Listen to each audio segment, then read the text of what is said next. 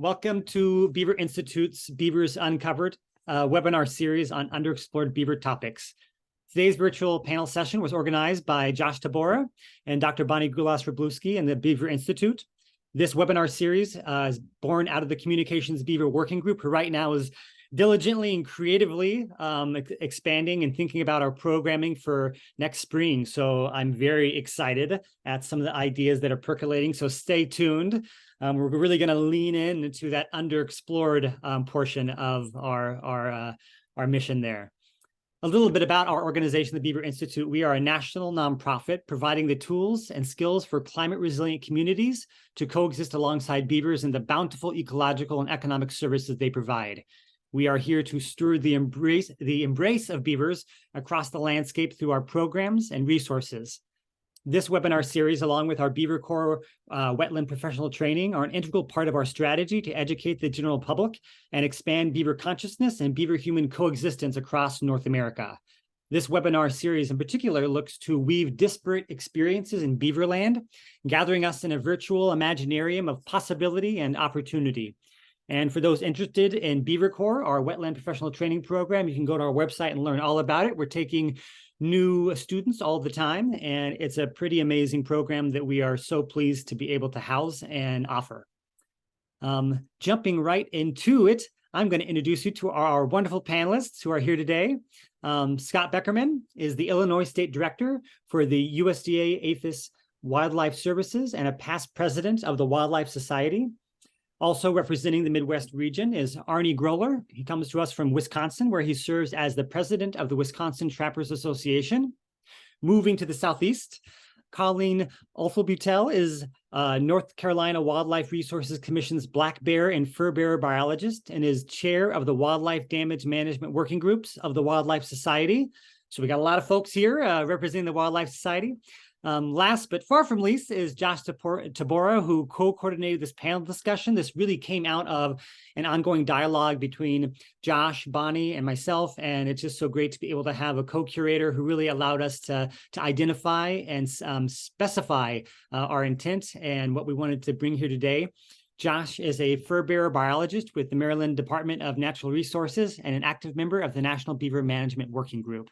So we are just so pleased to have this gathering and pleased to have you all here with us virtually. Without any further ado, I'm just going to go ahead and hand it over to our first presenter today, Scott. Thank you, Scott. Well, thanks, Adam. And I'd like to thank you and Bonnie and the Beaver Institute for allowing me to participate today and tell you more about the Wildlife Services program. So let me move in to try to share the screen, get through this technical part. See if it does this. There we go. And hopefully you can see my first slide and not a bunch of gobbledygook. You look good, Scott. Wonderful. Thank you. Okay, like Josh said, I am Scott Beckerman. I'm a wildlife biologist with USDA-APHIS-Wildlife Services. I've been working for the program for almost 32 years. I've worked in Missouri, in Iowa, Wisconsin, California, and then most recently I've been in Illinois for 17 years, going on 18 as the state director. And I recently transitioned from that position to a new one in our program as a project manager for the Eastern region of Wildlife Services. So I'd like to tell you a little bit about us. We are U.S. Department of Agriculture, Animal and Plant Health Inspection Service. And the vision for our program is to try to improve the coexistence of people and wildlife.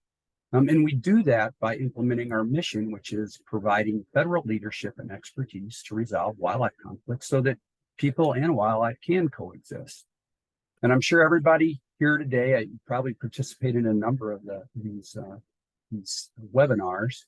You're aware that, beaver, like all wildlife, have three essential needs, right? Food, water, and shelter covered, depending on how we want to phrase that. Unfortunately, in some situations, as wild animals try to obtain one or more of these critical needs, they come in conflict with people. And that's where our program begins to work with those who request our assistance to try to balance the needs that humans have along with what wildlife needs. And we base the foundation of what we do on the principles of integrated pest management. And that was developed centuries ago, trying to incorporate using multiple tools to resolve damage from insects and rodents. And then a few decades ago, that was transitioned and adapted to the field of wildlife management, where we now employ integrated wildlife damage management. Is a process where we use as many tools as we can to try to mitigate a conflict with wild animals. And that's really the premise for what wildlife services employees employ, is this integrated approach to managing wildlife conflicts. Our program is, at least in the operations component, is split into an eastern and western region. Most states have a state office. Couple of them are combined. The South Dakota program is combined with North Dakota, and Iowa with Missouri. The office is in Missouri there. But we do have staff in every state to help people who request assistance in managing conflicts with wildlife. We also have a National Wildlife Research Center in Fort Collins, Colorado. I don't know if I get a pointer to work on this thing here. And they actually are our research branch that investigates new techniques and evaluates existing techniques for mitigating conflicts with wildlife to determine how effective they are and help us develop the new tools that we'll use into the future. So the assistance we provide is really based on the needs that are within the state where we're working, because every state is different wildlife, different conflicts with wildlife. But in general, we have 4 resource categories that we work to protect when asked to help. Agriculture, as you might imagine, is agricultural crops, can be livestock. Property includes buildings, structures, could be roads, even pets in some situations. Natural resource protection, and those resources include, let's say, threatened and endangered species. Sometimes abundant wildlife put these species in peril and jeopardy of going extinct. We can work to protect sensitive native habitat from overabundant wildlife. Often see that sometimes in urban areas. And we work to protect natural resources from invasive species like feral swine and other invasive species. The final resource category that we work to protect is human health and human safety, where we're working to manage threats that wildlife may pose via disease transmission or actually injuring people. Or if I put it in the frame of what we're talking about today, let's say beaver dam pooling water on an airport. Airports don't want any water on the facility. FAA regulations require the water be drained off of airports within 48 hours so that they don't have pools of water that attract waterfowl that then can be struck by aircraft in a collision, pose hazards to people and aircraft. So how do we go about protecting these resources? We implement technical assistance in direct operations, and technical assistance is free help where we assess a problem and then recommend a damage management program. And then that complainant, the person who asked for our help to come out and look at it, can implement it and resolve the conflict themselves. Whereas in the direct operations component of the service we provide, because some of those tools are specialized, the techniques may be difficult to implement, they ask us to go ahead and implement the program and manage the conflict to resolve the problem. Here, I thought a couple of interesting pics. That was my son about 20 years ago, and the wire on that tree on the left, aspen, was put on a little too low, and the one on the right, that was probably put on a little too late. Just through time, you see some interesting things. Now, one thing I don't know that many folks realize is that we are a non-regulatory program. We also get more than 50% of the funds to do the work that we do across the U.S. From cooperators. They request our assistance and they reimburse us for the cost of providing it in many cases. In some states, our programs will pool our fiscal resources utilizing a combination of federally appropriated funds and then funds provided by the cooperators to, resolve those conflicts with beaver. In other states, beaver damage management is paid for at 100% of the cost by the cooperator, so it just varies between states. One of the things I was asked to review today was the role of the Wildlife Services program in beaver damage management. So it's important to know that Wildlife Services doesn't own any land. We don't manage any land. We're not like other federal agencies or state agencies that own and manage land. I mentioned before, we're not regulatory. We do not establish any beaver or any wildlife management regulations. The state agencies, our two other guests, Josh and Colleen, represent entities that develop and oversee wildlife management regulations, and then tribes do that as well. However, we do conduct research to help inform those state agencies and tribes so that they can develop that, utilize that information, and then develop regulations and policies within their authorities to manage wildlife.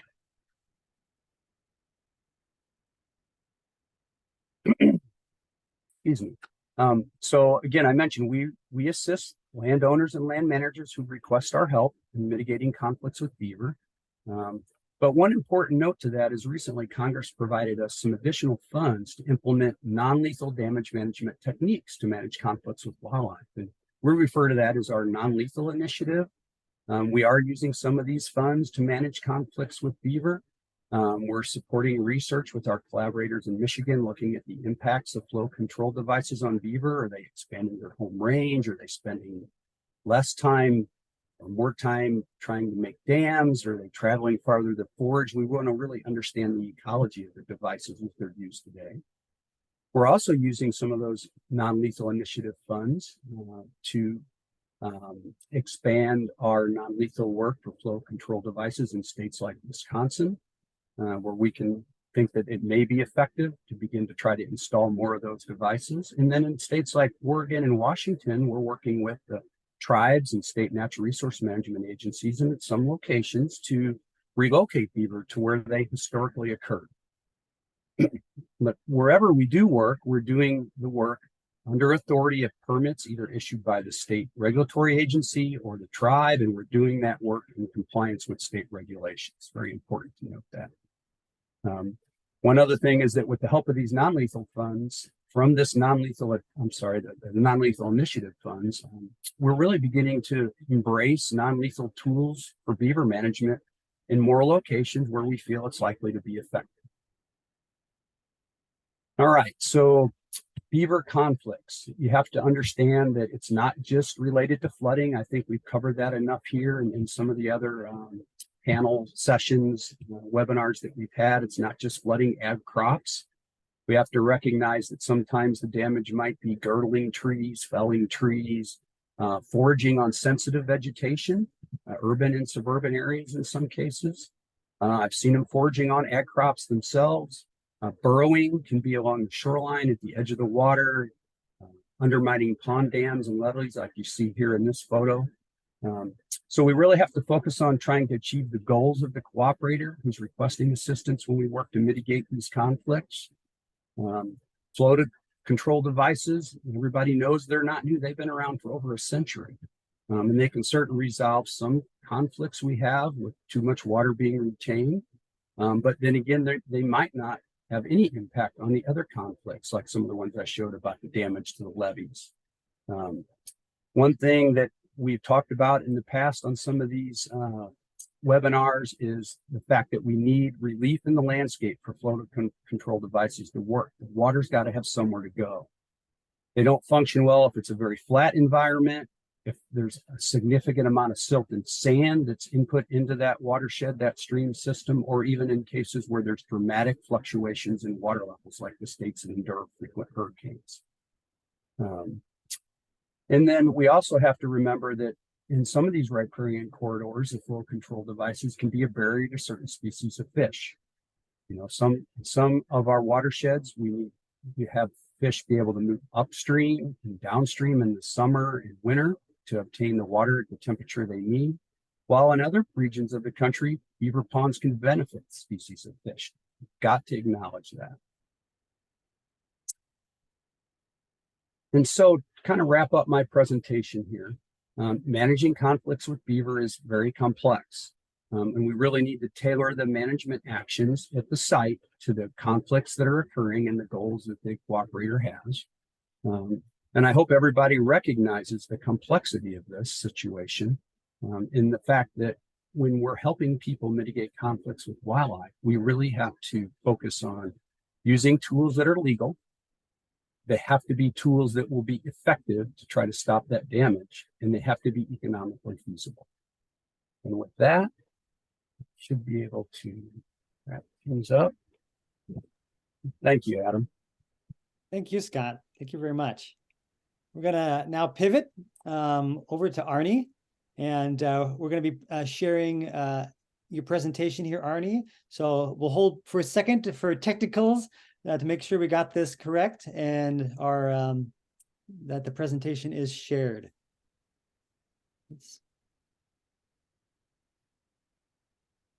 All right, so whenever you're ready, Arnie, you can take it away. All right, thank you, Adam.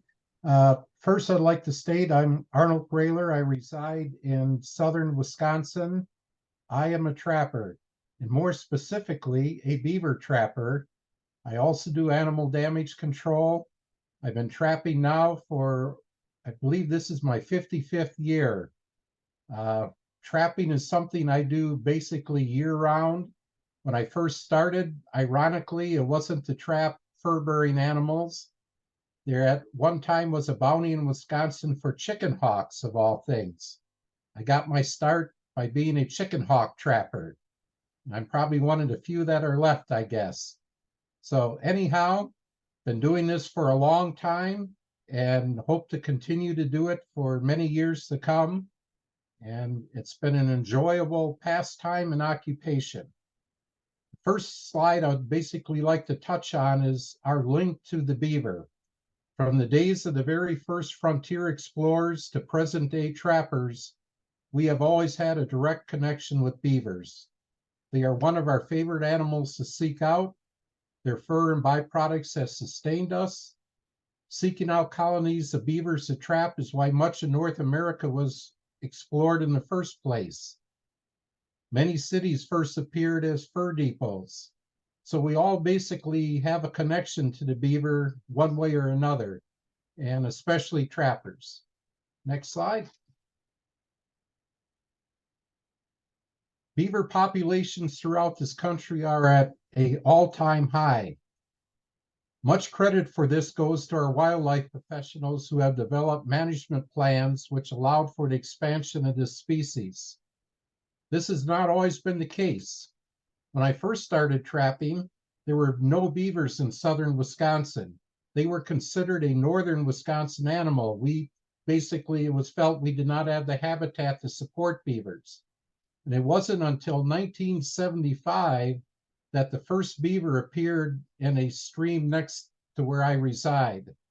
At first, I thought it got lost and accidentally headed south from northern Wisconsin. But as the years went by, more and more beavers started to show up, to the point where now there are beavers in virtually every watershed. Their population is at near carrying capacity in many of the prime habitat areas. Even in marginal areas, they are common. And it's been surprising that they are now showing up even in urban areas where no one would have ever thought that beavers would be able to, occupy areas of concrete and limited access to food and things like that. But somehow they managed to survive there. They've shown an uncanny ability to adapt to the terrain around them, or even modify that terrain to their liking. And some of it is done because of other, related management practices. I know in northern Wisconsin, at one time we had what they would consider more of an old growth forest. Expansion and logging created a younger forest system, which definitely helps the beaver to thrive.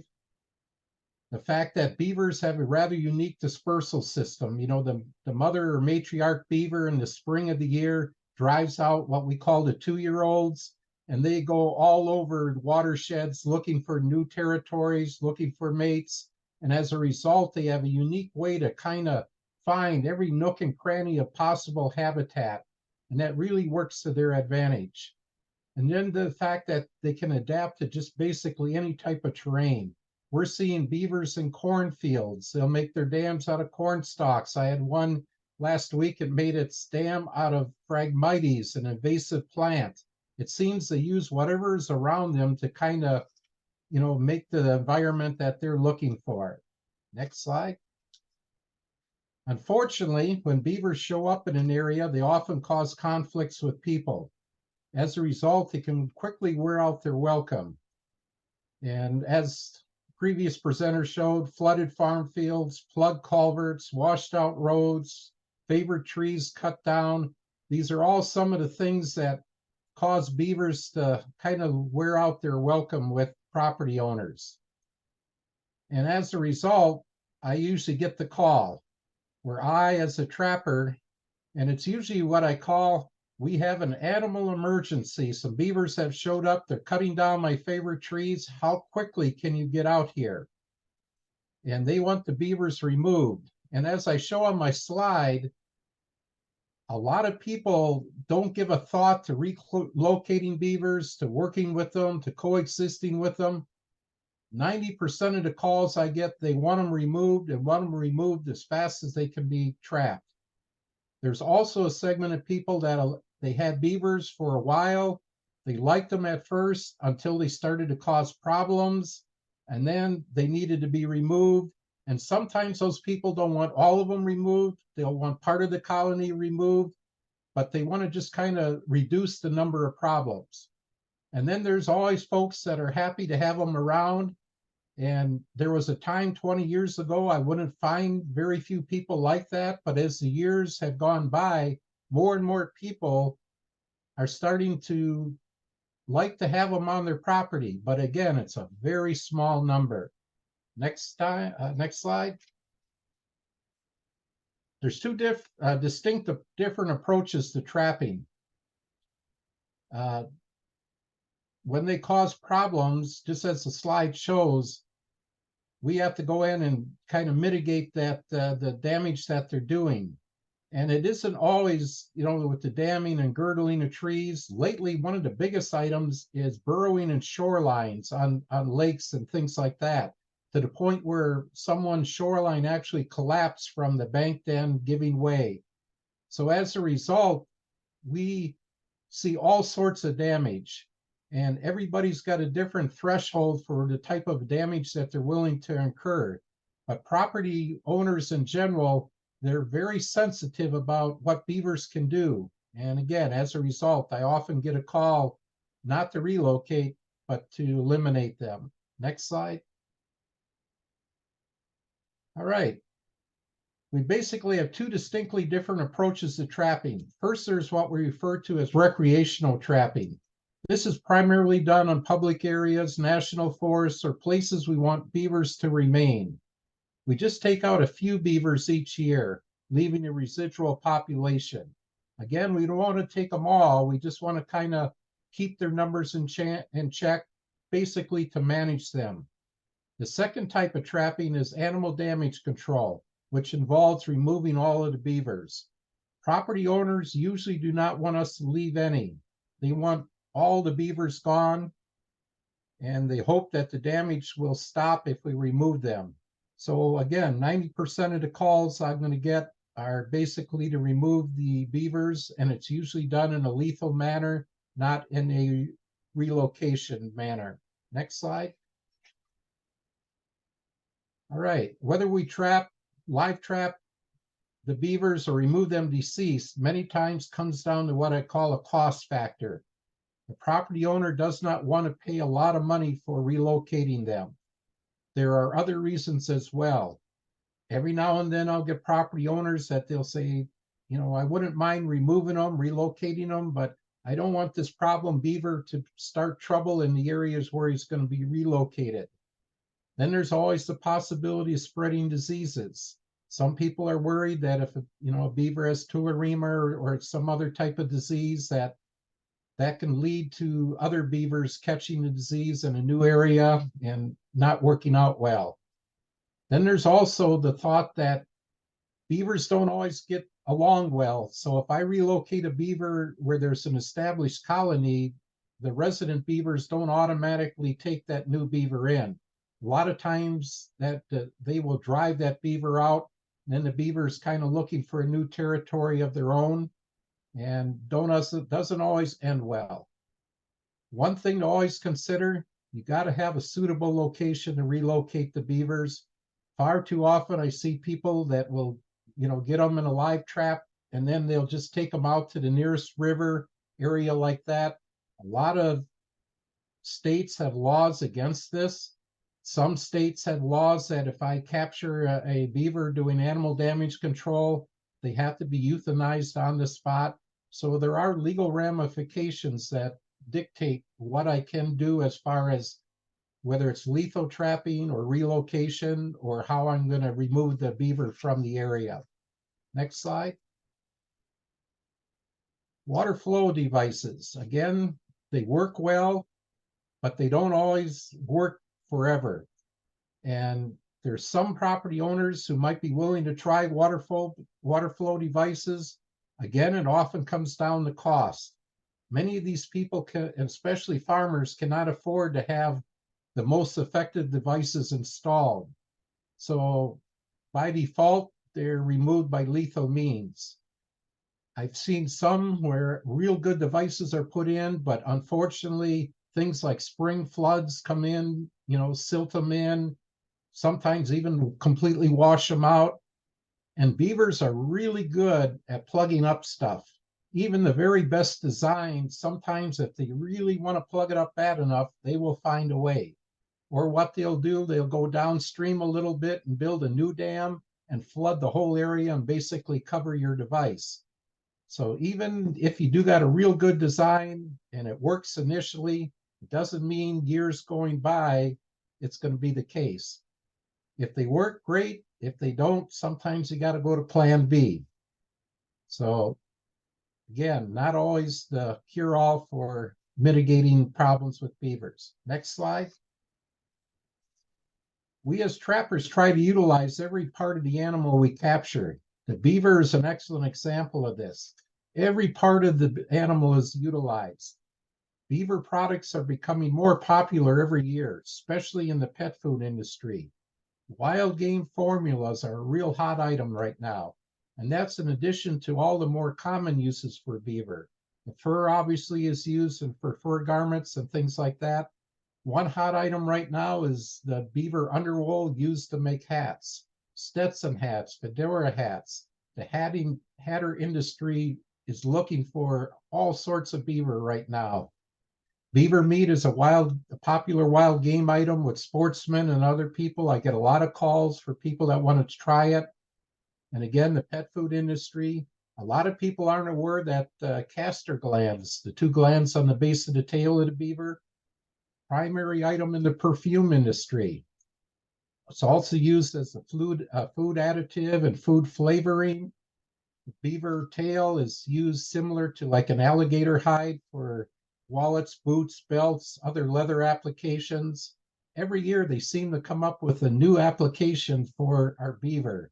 One of the latest ones that I'm working with is a company in Israel that's working to develop an anti-hangover drug utilizing beaver castor. Evidently, they have a formula, and you take this before like New Year's Eve activities, and it's supposed to make the evening go better. So every year, it seems wild animals in particular, scientists are coming up with new ways to utilize them for our benefit. And another parallel example is the raccoon. Raccoon fat is used in over 16 different specialty oils, from sewing machine oil all the way to computer oils. So it's amazing what these wild animals are providing us. Next slide.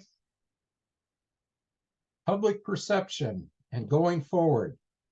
Will the current beliefs and policies ever change? Absolutely. But it will take time and education. 20 years ago, there was much concern about coexisting with wild animals. Now the public wants to see them thrive. They want to view them in the wild. And if they need to be removed because of conflicts, they want to be done humanely, and they want every part of the animal utilized. So what we're finding is certain animals like the beaver, they're cute, they're docile, they resonate well with the general public. They like them. They want them to be, everything to do to kind of relocate and kind of find a way for us to coexist. And that's why there's a Beaver Institute. I haven't heard of a Coyote Institute, a Muskrat Institute, a Mink Institute. Maybe those animals aren't as cute or popular with the public.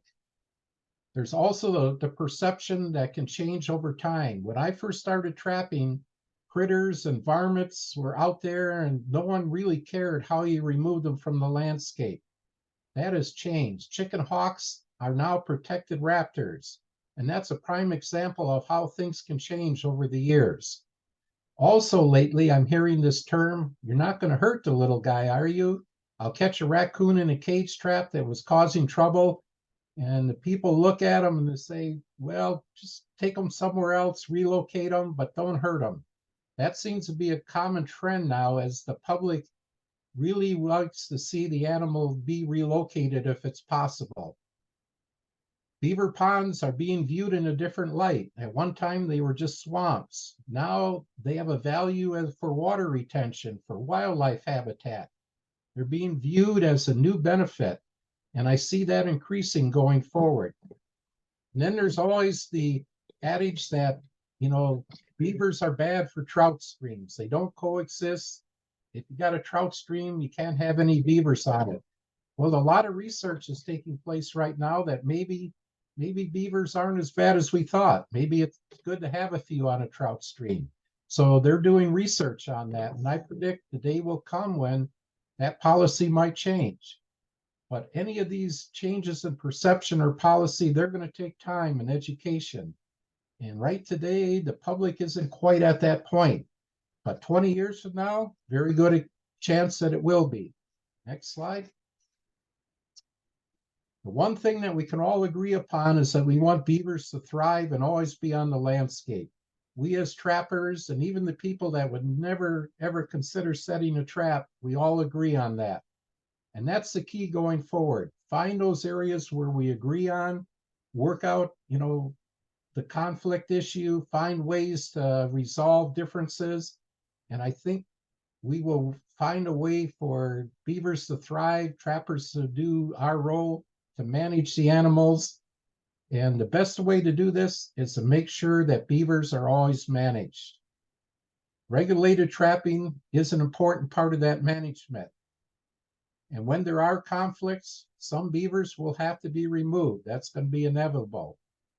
And as long as there's the possibility that wild animals can cause trouble with people, pets, or property, we're always going to need regulated trapping and trappers. Thank you, and thank you for your interest in beavers. Thank you, Arnie, and thank you for providing that unifying message at the end. I think that's the only way forward, is for us all to be finding where we unite. So thank you for that sentiment. And to continue this dynamic hour, let's move on to let me see here one second. I know we had a little change. Let's move on to Josh.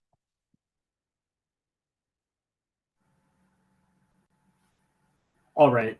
Adam, in my screen sharing, can somebody tell me if you can see? We can see the it. presentation. Yep. All right.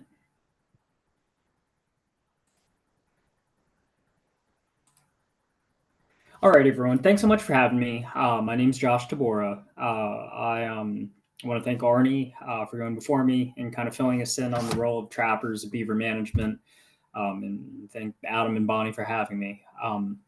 But as I mentioned, my name is Josh Tabora. I'm a fur-bearer biologist for the state of Maryland. And kind of one of the first things that I want to get into is kind of the role of wildlife professionals. And I think in order to get into that, it's important to mention, what is a fur-bearer? So I want to introduce that concept, and no doubt for many of you, you're already familiar with this, but just humor me for a moment, because I think it's important. Fur-bearers, if fur-bearer rather is a cultural construct, and it's what a taxonomist would know is a polyphyletic group, right? It does very little to describe the biology of any of the member species, so it's this cultural term.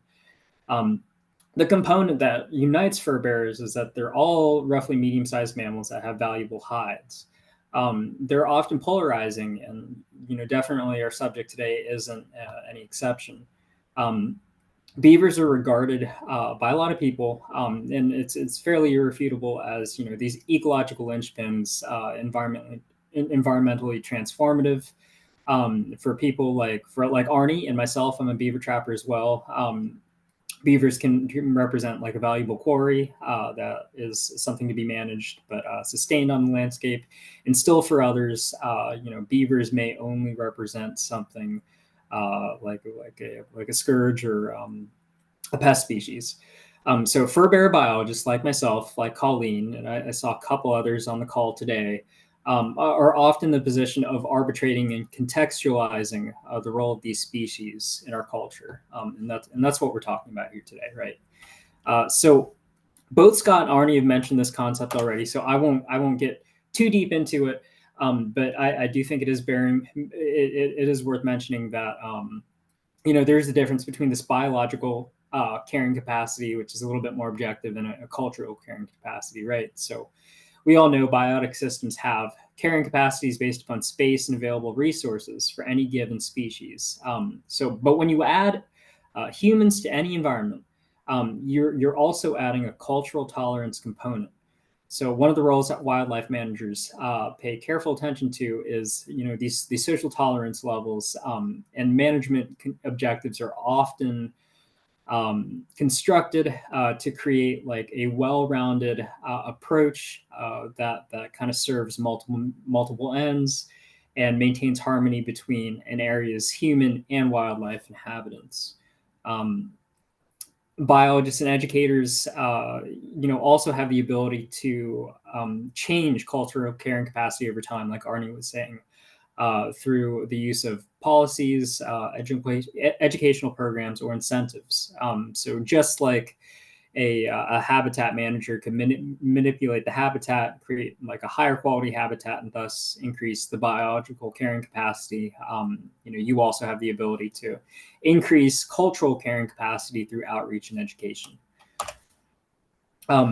One last piece of kind of like background information that I want to give before I kind of go into beaver management specifically is kind of the special shape, the geographic regions of Maryland.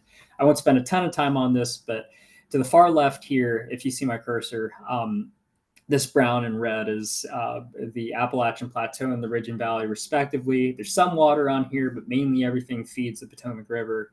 And so most of your beaver habitat would be smaller tributaries and creeks.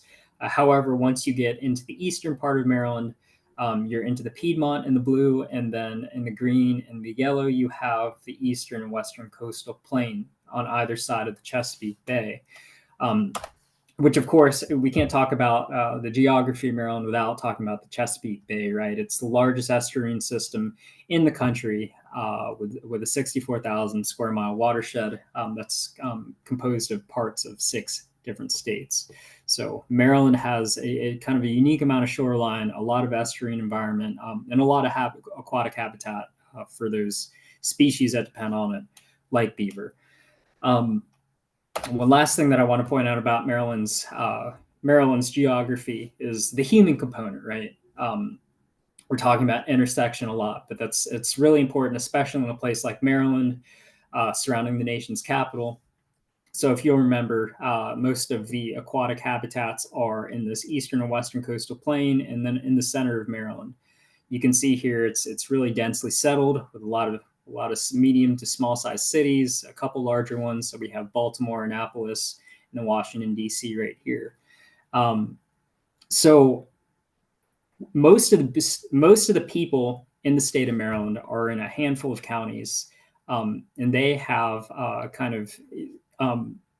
they share a lot of the same habitat that our beavers do as well. I think the watered parts of the state are also like fairly high density habited parts of the state. So this kind of gets us into the question that's operative for the presentation. In a state as densely as populated as Maryland, how do resource managers mitigate conflicts between humans, beavers, and other wildlife species? We've mentioned, and I'm sure most of the people on this call know, beavers have the distinction of being this transformative ecosystem engineer. Right. But this definitely doesn't come without its negatives, its detractors. Arnie and Scott did a great job of describing what some of this looks like, right?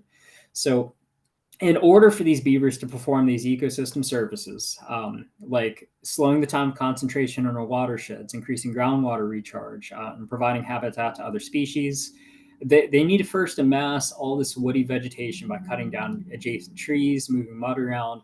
This creates flooding, and it can create a fair amount of agricultural damage, especially in a place like Maryland, on the eastern and western coastal plain, where there's not much elevation. So, just a little bit of flooding can make a big difference. It can water an entire, 20 acre field in short order, if things aren't kind of gotten ahead of. Given these potential sources of conflict, we have a number of ways to manage beaver damage in Maryland and beaver conflict. So when beaver cause issues, coexistence strategies such as like the installation of flow devices, or perhaps erecting like netting or cages around the base of trees, is often suggested as a first resort, and it can work depending on the nature of the complaint, especially if it's aesthetic or it's occurring at a recreational facility like a regional or state park. If this approach is undesirable or impractical, a homeowner or entity in Maryland may trap the beaver within the legal trapping season under the authority of a hunting license. They can hire a licensed nuisance cooperator in order to trap the animals outside of the regulated season. So that would be somebody like Arnie, right? That's trapping outside of the season, kind of on a fee basis. The last thing that they can do is apply for a permit to themselves actively trap outside of the season. That's good for a finite window of time. So due to the reporting mechanisms and the postseason harvest surveys that the Wildlife and Heritage Service conducts, we can determine and estimate beaver take. And the modern regulated harvest of game species such as beaver is definitely intentionally structured with a lot of intent about revolving around a species life history. So Arnie did a great job of talking about kind of the role of regulated trapping and beaver management and like conflict mitigation with wildlife species in general. But this is an important harvest mechanism, and there's a couple other things on this topic that I do want to touch on. Modern regulated harvest seasons are timed carefully with the life history of species in order to eliminate the likelihood of killing animals while they're uniquely vulnerable, for example, like during breeding seasons in some cases, or while they're supporting dependent young. Because of this careful planning, hunting and trapping seasons, modern regulated hunting and trapping seasons, do not cause unintentional population declines or cause species to become endangered. Trapping does suffer from pretty widely from misinformation and perhaps some bad branding, but it's a practice that, though it may seem like highly traditional and maybe in some worldviews antiquated, it's actually something that is continually updated and analyzed by both managers and practitioners in order to encourage the safe use of highly effective and selective traps and efficient techniques. One of the mechanisms that resource managers and researchers have in order to accomplish this and to convey changes or new developments, new technologies to trappers is the Best Management Program, Best Management Practices Program, which tests traps for efficacy and selectivity, and then makes recommendations for that are catered to trappers wanting to target individual species. Arnie definitely talked pretty in detail about the benefits, right, that trappers convey to the general public. One thing that I want to add to that is that the same trapping techniques that are used by fur trappers are also utilized for wildlife research and reintroduction. Like, for example, otter reintroduction projects around the country would be using some of the same like non-lethal style foothold traps that beaver trappers and like fur trappers would to target the same species or different ones. So this to me is demonstrates really well both the efficacy and the efficiency of the efficacy and the utility of trapping, and I think makes a really good case for it's both its continued use and I think its humanity. So one more time, I want to pull up this map kind of as a reminder. There's a lot of people in the state of Maryland. There's roughly 6.2 million people live in the state of Maryland. Again, mostly in this Piedmont and then the Western Coastal Plain area. Specifically, I want to talk about one of our counties in particular, Anne Arundel County. And I did see somebody somebody in the chat that was here from Anne Arundel County Department of Public Works. I'm really happy to see that. So Anne Arundel County is right here. And I recently got a request from a colleague of mine in Department of Public Works in Anne Arundel County regarding what the beaver take looked like there. And I think that this is a really good example that typifies a very high level of human and beaver coexistence. So Anne Arundel County alone it's not an extremely large place, but it has a population of 590,000 people as of 2021. So in the same time frame, less than people than that, I think it's 560-some thousand lived in the whole state of Wyoming, right? So there's kind of a lot of people packed into a relatively small area. Despite this, we see relatively low levels of conflict between humans and beavers. When I was digging into nuisance cooperator reports, fur harvest, and complaints to our wildlife hotline, I found that there's less than 10 lethal beaver removals contracted in 2022. By nuisance cooperators or animal damage trappers, somebody like Arnie. That's in Anne Arundel County in 2022. At the same time, there are 0 landowners that requested a permit to trap a beaver out of season in 2022 and 2023. So we have yet to issue a single, landowner permit for somebody to trap in either this year or the last one. I looked into nuisance complaint calls to our wildlife hotline and found that there's only a dozen calls that went to the hotline.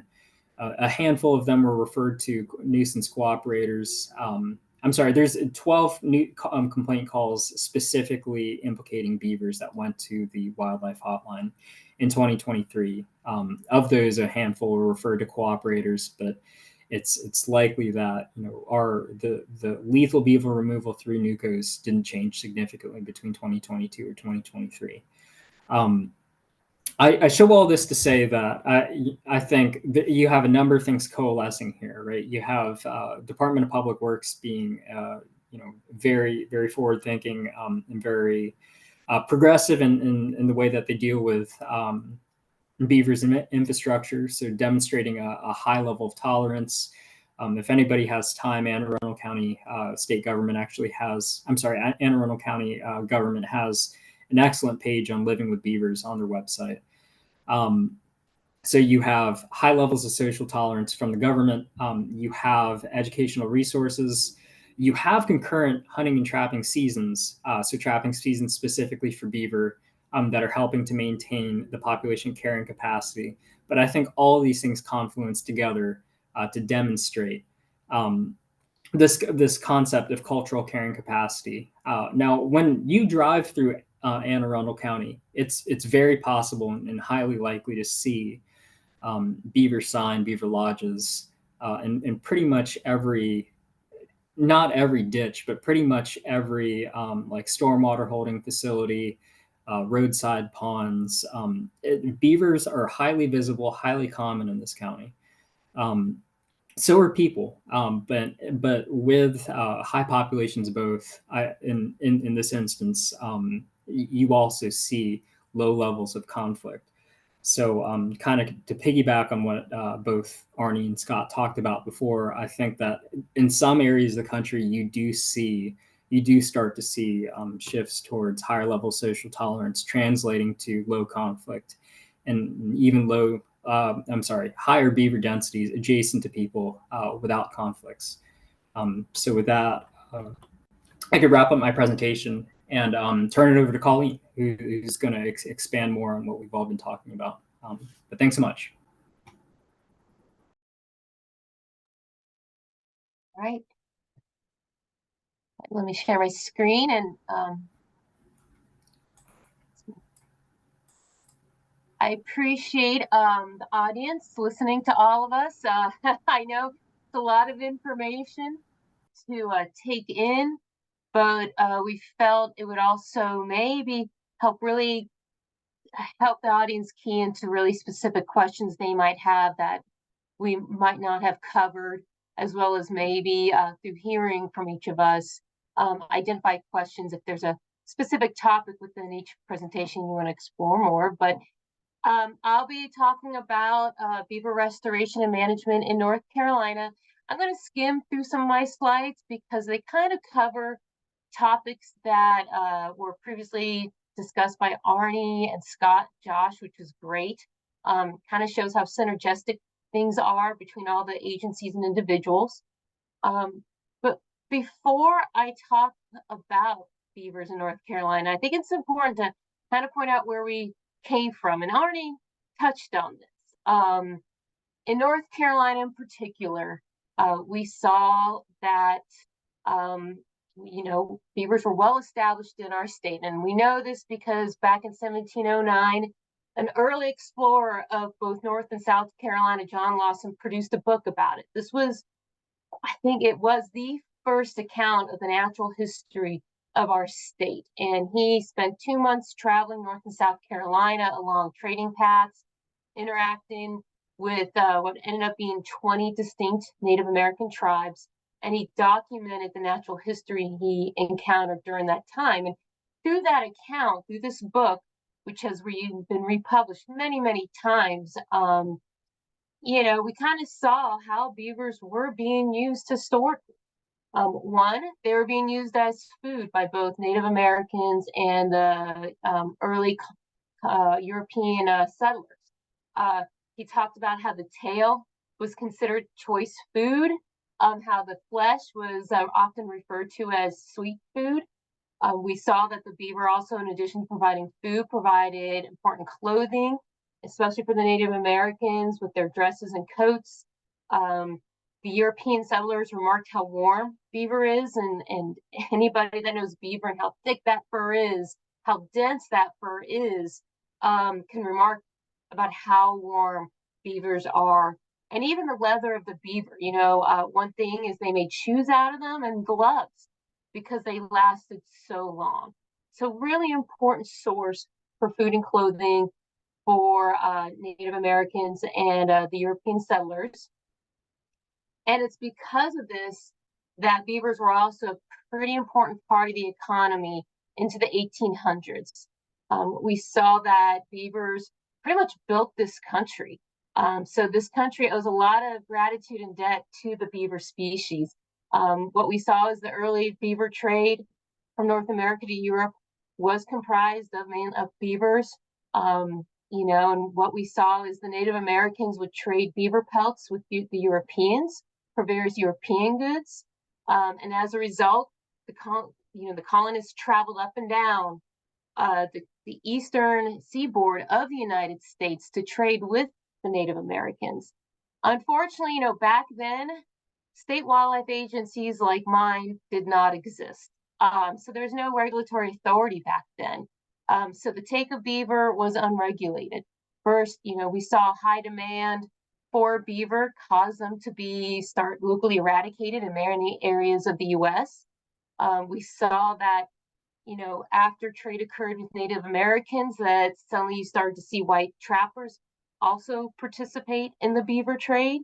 And unfortunately, again, because it wasn't regulated at the time, we saw that beaver populations in the United States were severely depleted by the end of the Civil War. At least in North Carolina specifically, the last report of a native beaver being taken was in 1897.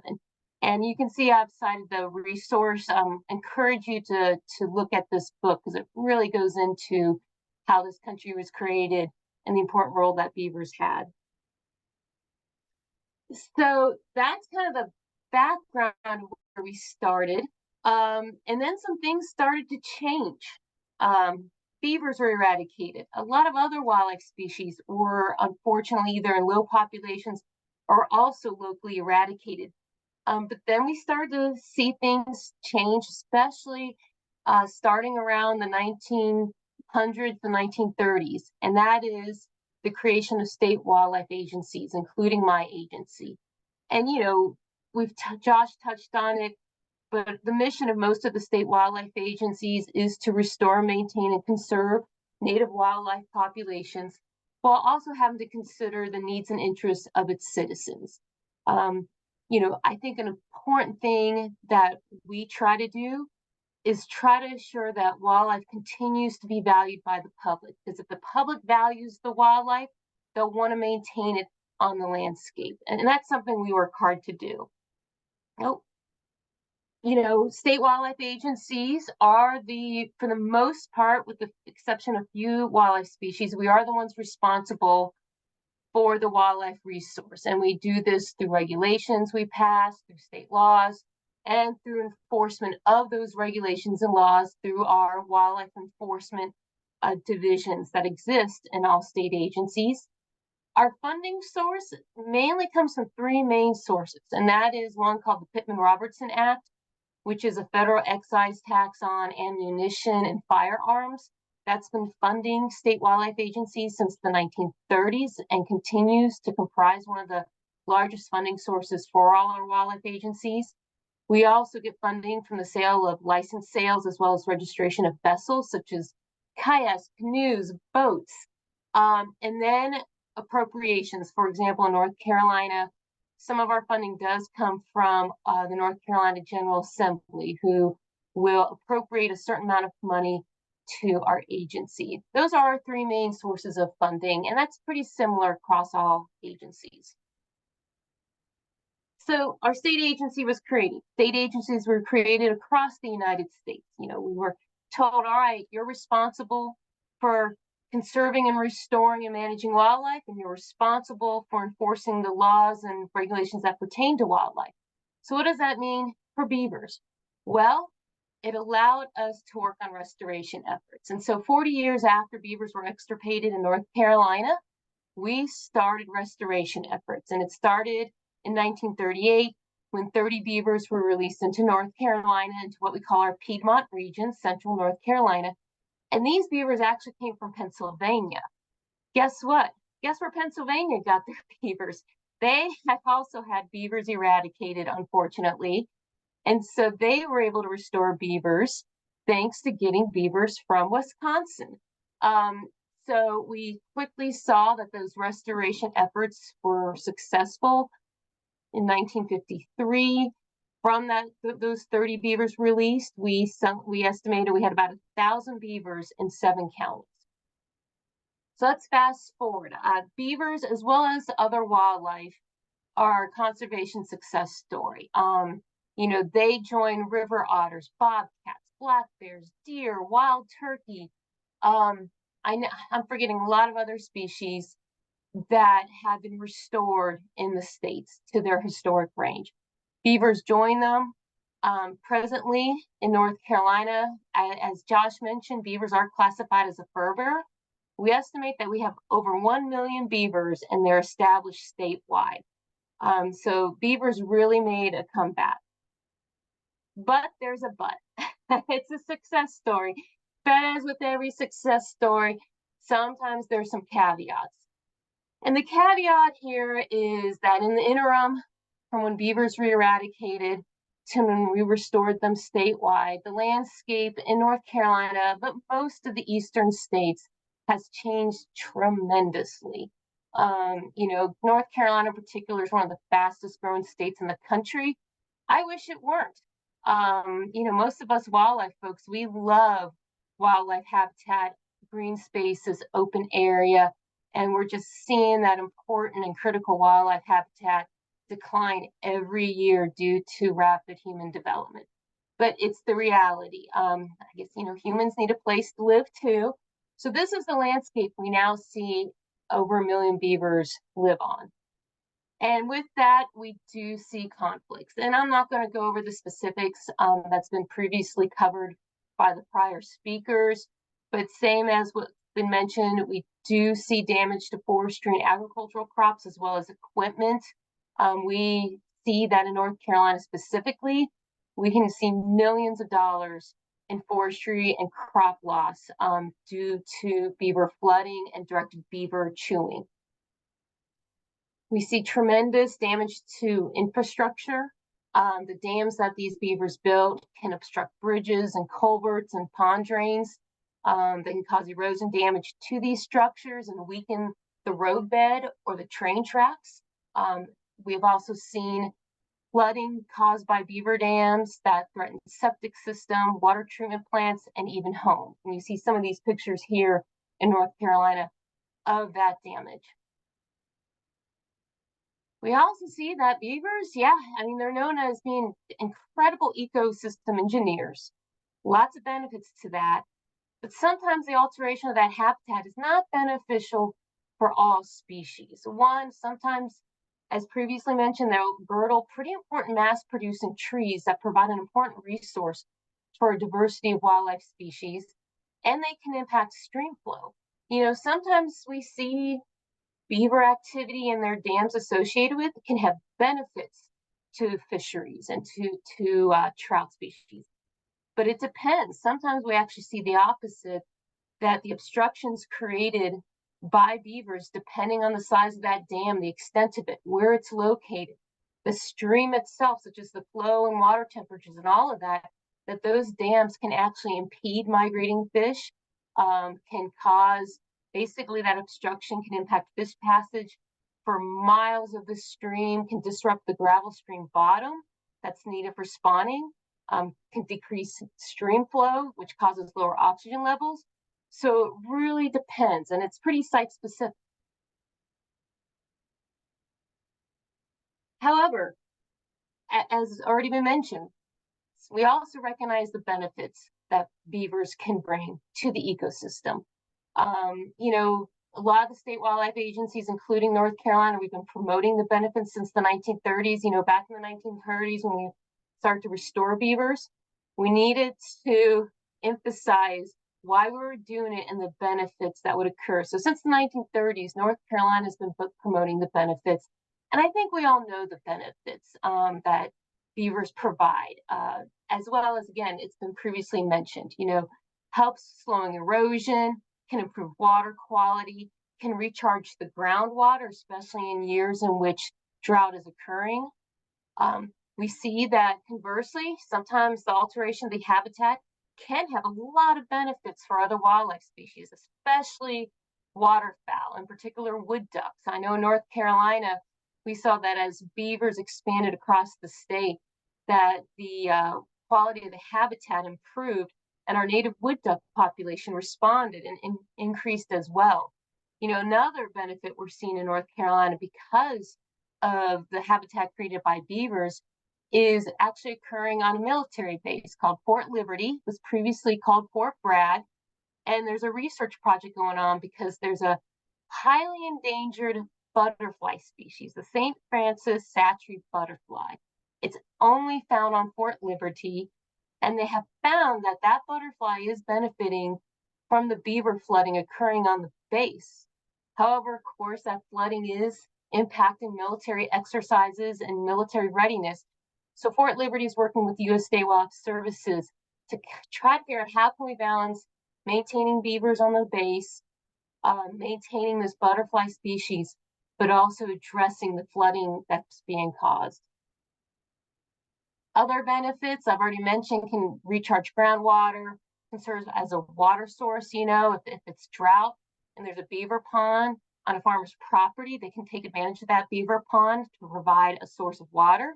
And of course, we see that these beaver ponds can provide a lot of recreation for hunters, anglers, and people that just want to maybe kayak, canoe, and do wildlife viewing. So with all that being said, going back to North Carolina, how do we manage beavers in our state? Well, I'm going to be honest. The one thing we prohibit is relocation. We don't allow relocation of beavers or rabies vector species. One reason is it does spread disease. You know, beavers can have certain diseases, and we don't want to move a beaver to another area that has an otherwise healthy beaver population. The other issue with relocation of beavers is beavers are very territorial. I don't know if you've ever been in an area with high beaver densities, you're just avoiding castor mounds like landmines because they're very active in marking their territory. And so, when you move a beaver, if you move it to a place that's already occupied by other beavers, that beaver's not going to stay. It's going to move because there's already other beavers there. Now you could say, well, move it to a place where there's unoccupied habitat, where there aren't beavers there yet. At least in North Carolina and a lot of the eastern states, if beavers aren't in an area, there's a good reason for that. And that's likely because the habitat isn't suitable for beavers, or the landowner is actively removing beavers. We tend to find that, especially in North Carolina, beavers occupy all suitable habitat. They're good at finding that habitat and they're good at occupying it. So moving a beaver assumes that the habitat you move it to is ideal. And more times than not, it's not, because again, a beaver would be there already. The other issue we see is it can transfer the quote unquote problem. If you're relocating a beaver, it's because it's causing damage, it's causing flooding issues, and then you move it, and now beaver's going to be a beaver. And so it might cause problems in the new site, wherever it ends up staying. And that actually introduces liability issues. We've had this issue examined in North Carolina specifically, and our Attorney General for our state confirmed that, if we allow the relocation of beaver, whoever was involved in that relocation effort could be held liable for property damage.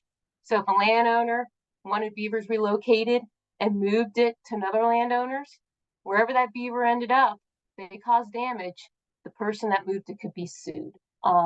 So we don't allow for those reasons. But thankfully, we have other tools to help resolve conflicts, and they are a combination of lethal and non-lethal tools. We believe in both. There's not just one tool. There's got to be an integrative approach, and often a site-specific approach to resolving a conflict issue if a conflict is occurring. For us, we really promote our regulated trapping season. Again, Arnie did a really good overview of the role of trappers and trapping in managing beaver populations. Here in North Carolina, we annually harvest about 10 to 13,000 beavers a year. It's only 1% of the population. So as you can see, it's not meant to eradicate beavers. It's meant to try to provide local management where landowners want those trappers to be. In North Carolina, we actually have a trapper's assistance list. So if a landowner has beavers on their property and it is in conflict with their goals and objectives for that property, we have a list of licensed trappers, most of whom are very experienced, that landowner can call to get their services. And again, the benefits of a licensed trapper is that it can be proactive, resolve conflicts before they occur. It can locally manage the beaver population. The animal's utilized, it's valued. There's low cost to the landowner by having the services of the trapper, and it's highly regulated. But in North Carolina, we have another tool in our tool belt, and that's our Beaver Management Assistant Program. That was created in 1991, when at that time trapping was at an all-time low. And while we had fewer trappers in the early 90s, that allowed the beaver population to increase. And when it increased, so did conflicts and demands for help from the public. That resulted in our politicians creating the Beaver Management Assistance Program. This program started in 1992 and continues today. The main goal of the program is to assist with beaver damage. Its goal is not to eradicate beavers from North Carolina or a city or a county, because overall we want beavers on the landscape. We want beavers in North Carolina because of the benefits they provide. What this assistance program is meant to do is resolve the specific damage issue occurring on a specific piece of property. And we do, again, want to maintain beavers in North Carolina. Overall, how the program works is my agency implements the program and USDA Wildlife Services carries it out. Starts with that landowner contact. They contact the BMAP liaison, who then, which is usually a county official, who then contacts Wildlife Services. Wildlife Services will visit the landowner, assess the situation for free, and then provide recommendations, which can range from education about what the beaver's doing and the benefits perhaps that are occurring on that piece of property, to non-lethal resolutions such as water flow devices, exclusionary devices, to, trapping and removing those specific beavers causing the conflict. This is not a free program for the landowners. We want them to have buy-in. And so with that, they do have to pay some contributions for each site visit that's conducted, as well as if beavers are removed from the area, then the dam is eventually removed as well. But what we see is this program's been very effective at preventing loss in North Carolina. For example, in the fiscal year 2021-2022, this program prevented the loss of what we estimate about almost $3.5 million in timber and $3.5 million in impacts to roads and bridges. And again, how we measure the success of this assistance program is not that, oh, beavers were removed, beavers were locally eradicated. That's not the measure of success. The measure of success is that the landowner issues were resolved and that the resources were saved from damage.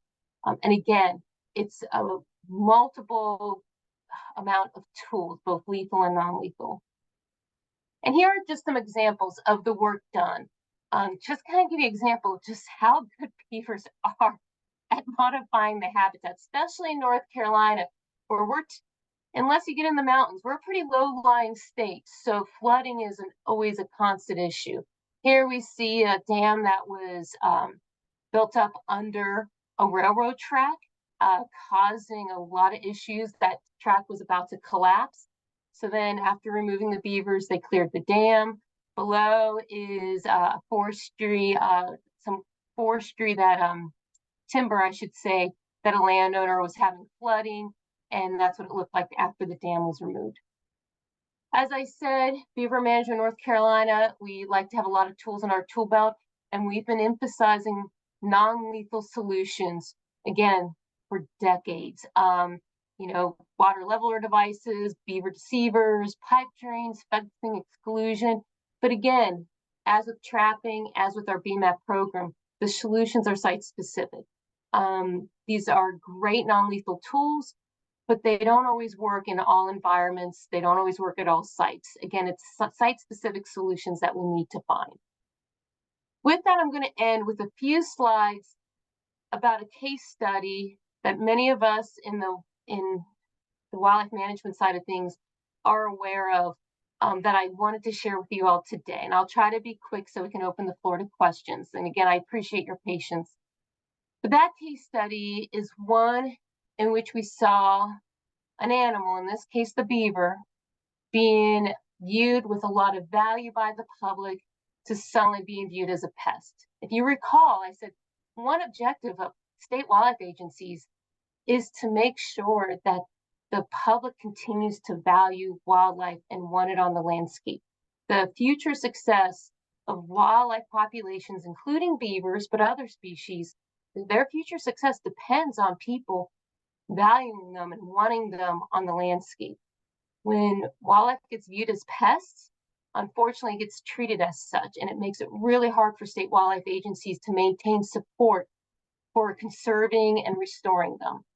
In particular, in Massachusetts, I worked there as their Furbearer biologist for 2 years. In Massachusetts, back in 1996, traps were banned via voter referendum. And what we saw is most of the yes vote to ban traps came from urban suburban areas, kind of maybe folks that are a bit more immune to some of the issues that come with high and abundant wildlife populations. Most of the no vote resided in the rural area of Massachusetts. And I know it's hard to believe Massachusetts has rural areas, but it does, believe me. Prior to that trap ban, and that trap ban banned pretty much all traps, but your box and cage type traps, as well as a body gripping trap that is used for mice and rats. They purposely excluded that type of body gripping trap so that people in suburban and the urban areas could still use snap traps, which are body gripping traps, to catch mice and rats. So prior to the trap ban, what we saw in Massachusetts is that the populations were proactively managed through the regulated trapping season. They were managed little to no cost to towns and citizens, and about 8% of the beaver population was being harvested. What they saw through their surveys, and these are surveys I also did when I worked for Massachusetts, is that there was an estimated 23,000 beavers in Massachusetts, and it was pretty stable. We also saw that beavers were being maintained within cultural carrying capacity, which Josh explained. The conflicts were managed proactively, often before they occurred. They occurred at low cost to no cost to the public because trappers were taking advantage of the regulated trapping season. They were moved at the appropriate time of year. Trapping seasons are set up when the young are independent, as well as the pelts prime, so that it can be utilized, as well as other parts of the beaver can be utilized by the trap. As well as back then, the trappers that were participating in managing beavers were trained as trapper ed was required, and they were licensed. So what happened after the trap ban? The premise of the trap ban was people didn't want beavers trapped. So what happened afterwards? What do we see happen? Well, the regulated take under the regulated season did decline, not surprisingly, because the traps that are effective, such as foothold traps and body gripping traps that are very effective and efficient at catching beavers, were banned. And so that really reduced regulated trapping activities. And as a result, the beaver population doubled in just 4 years. Well, not surprisingly, with an increase in the beaver population, complaints also increased, and they increased about by 90%. There's news articles. It was a pretty big deal if you lived in Massachusetts, that it was a regular part of featured in newspapers. Again, when we still had newspapers. So those complaints increased. And as a result, we saw increased beavers, increased conflicts. There was increased damage to infrastructure, increased costs then to cities, towns, and public to resolve that damage. And as a result of all of this, it kind of boiled 4 years later that by 2000, legislation in Massachusetts was passed that created what's kind of called an emergency trapping permit. Again, this is through the politicians of Massachusetts, their legislation. And under this trapping permit, a trap that was banned under that voter referendum, the body gripping trap, could now be used, but it could only be used under this emergency permit and only once beaver damage had occurred. So, if you saw beaver flooding and it was creeping up your yard to your septic field, you couldn't get the permit yet. You had to wait until it actually caused damage to your septic field to then get the permit. It ended up creating a lot of complexity in how to resolve beaver conflicts. This flow chart was created by Mass Wildlife, a kind of an attempt to try to help the general public and cities and towns work through what they needed to do and what the options were for resolving beaver conflicts. But as you can see, pretty complex. The other thing is these emergency permits were issued by local municipalities and were no longer regulated by the state wildlife agency. This caused a whole host of issues, including kind of permits issued not at the right time of year to also remove dams. And they've reported quite a loss of wetland habitat because of that. Then what else? Sorry, I'm going on and on, but it really was tremendously hurtful to beaver management, wetland management in Massachusetts, and it kind of culminated in an increase in illegal activity. You know, the general public, they saw an increase in beavers, increase in conflicts, increase in costs. They weren't sure how to resolve the issue. And so what we started to see the public do is they started to view the beaver as a pest and treat it as such. Illegal activity increased. There's an increase in the destruction of beaver lodges, with reports of people lighting beaver lodges on fire. People were putting out poison for beavers. They were removing dams during the winter time, which is the worst time of year to do so because that's a very sensitive time for wetlands, especially in areas where, you know, you still have cold weather and freezing conditions. And then we just saw direct shooting of beavers, which unfortunately sometimes didn't kill the beaver, but wounded it. So the illegal activity increased tremendously. You know, what's kind of, I don't know if that's ironic, I don't know how to describe it. I know from my perspective, it's overall sad. But what we see is that a result of the trap ban in Massachusetts is that actually more beavers are killed today in Massachusetts than prior to the trap ban in 1996. Unlike pre-1996, the number of beavers taken now is not enough to control the growth of the beaver population, because that beaver population was allowed to increase so much right after the trap ban. What we see is trapping is actually less regulated, as now it's done year-round by anyone who gets that emergency trap permit, often referred to in Massachusetts as the nuisance permit from the municipality. And guess what? To get that permit, you don't need to be a licensed trapper, and you don't have to have had trapper ed. Anyone can get it. So unlike before the ban, when it was licensed trained trappers removing beavers, now it's anyone and their brother, so to speak. And we're seeing now that about half the beavers taken in Massachusetts are taken as a nuisance, and they're taken year-round. You know, again, regulated trapping seasons are designed so that the animals taken, it's when young or independent. Again, now we see in Massachusetts trapping occurring year-round when young or dependent, and the beaver pelt's not primed, so it can't be utilized. Overall, we've seen from the ban that there's been an increase in wanton waste of beavers. To be honest, it's a sad story, and I don't have anything positive to say about it. If you want to learn more about this case study, you know, it is on this website, furbearermanagement.com. And that's where I'll end, is with some resources, you know, two of which are from my state agency. If you want to learn more about our Beaver Management Assistance Program, or more just about beavers in North Carolina and all the benefits that they can bring, please visit those two websites. As well as, again, if you want to read more about that case study in Massachusetts and how beavers shouldn't be managed, please go to furbearermanagement.com. All right, and that's all I had. Thank you, Colleen.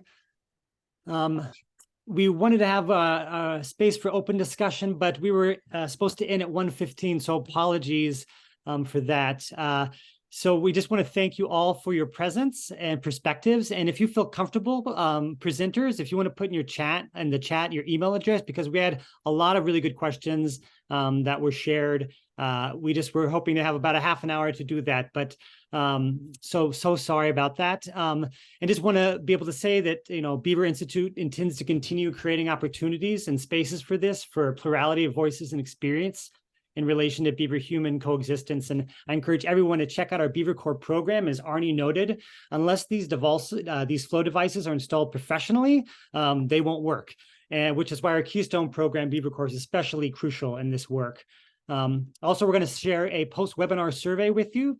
Feel free to fill that out. We won't be having a webinar in November, but we'll return in December with an around-the-world tour of beavers and their relationships with and as invasive species.